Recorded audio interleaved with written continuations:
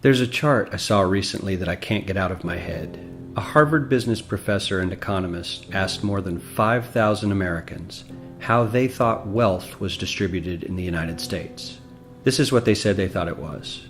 Dividing the country into 5 rough groups of the top, bottom, and middle 20% groups, they asked people how they thought the wealth in this country was divided. Then he asked them what they thought was the ideal distribution. And 92%, that's at least 9 out of 10 of them, said it should be more like this. In other words, more equitable than they think it is. Now that fact is telling, admittedly, the notion that most Americans know that the system is already skewed unfairly. But what's most interesting to me is the reality compared to our perception. The ideal is as far removed from our perception of reality as the actual distribution is from what we think exists in this country. So ignore the ideal for a moment. Here's what we think it is again. And here is the actual distribution. Shockingly skewed. Not only do the bottom 20% and the next 20%, the bottom 40% of Americans barely have any of the wealth. I mean, it's hard to even see them on the chart. But the top 1% has more of the country's wealth than 9 out of 10 Americans believe the entire top 20% should have. Mind-blowing.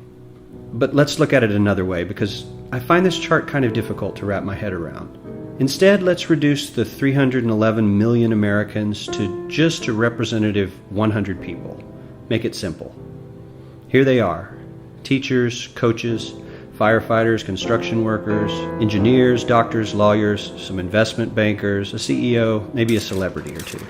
Now let's line them up according to their wealth. Poorest people on the left, wealthiest on the right, just a steady row of folks based on their net worth. We'll color code them like we did before based on which 20% quintile they fall into.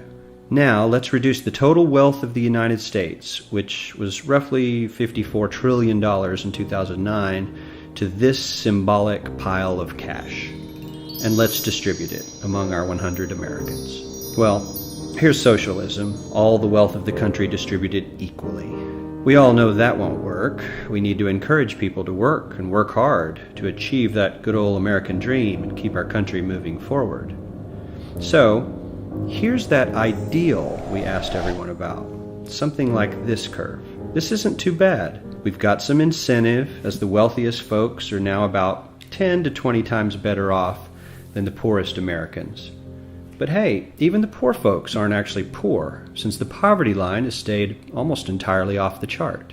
We have a super healthy middle class with a smooth transition into wealth. And yes, Republicans and Democrats alike chose this curve. 9 out of 10 people, 92%, said this was a nice, ideal distribution of America's wealth. But let's move on. This is what people think America's wealth distribution actually looks like. Not as equitable, clearly, but for me, even this still looks pretty great. Yes, the poorest 20 to 30% are starting to suffer quite a lot compared to the ideal, and the middle class is certainly struggling more than they were, while the rich and wealthy are making roughly 100 times that of the poorest Americans, and about 10 times that of the still healthy middle class. Sadly, this isn't even close to the reality. Here is the actual distribution of wealth in America. The poorest Americans don't even register. They're down to pocket change. And the middle class is barely distinguishable from the poor.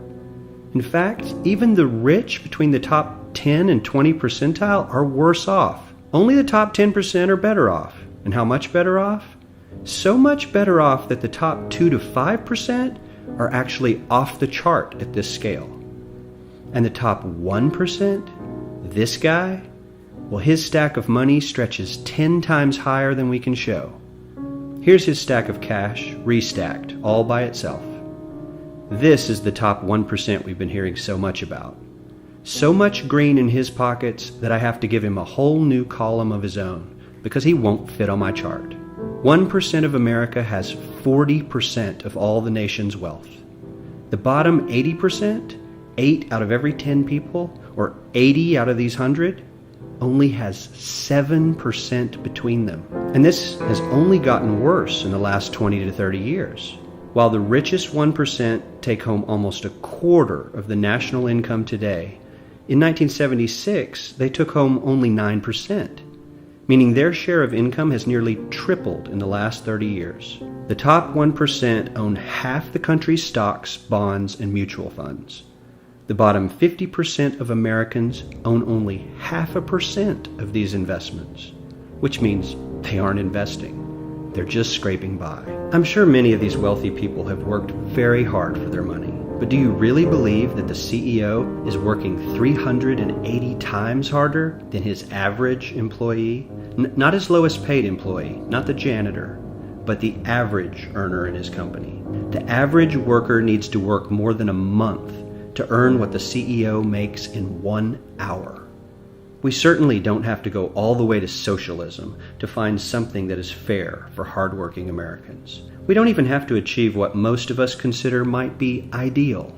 All we need to do is wake up and realize that the reality in this country is not at all what we think it is.